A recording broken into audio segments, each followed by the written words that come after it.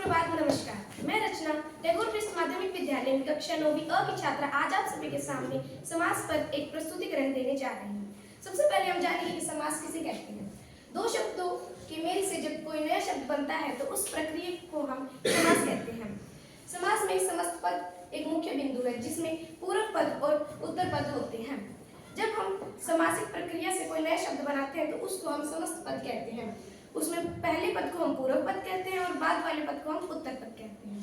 जब हम किसी समस्त पद को अलग अलग करके लिखते हैं तो उसे हम समास विग्रह कहते हैं। समास के भेद। समास के मुख्य 4 भेद होते हैं। सबसे पहले हमारे पास है अव्ययीभाव समास।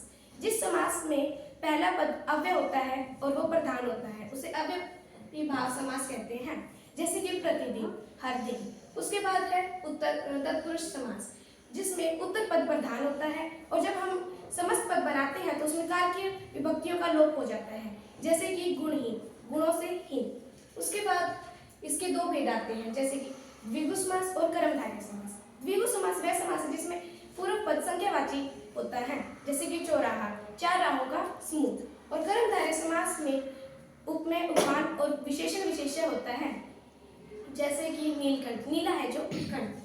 उसके बाद हमारे पास आता है बहुब्रीहि समास जिसके अंदर न ही पूर्व पद प्रधान होता है और न ही उत्तर पद। उसमें कोई तीसरा ही पद प्रधान होता है, जैसे कि दशानन, दश है आनंद जिसके, वो है रावण।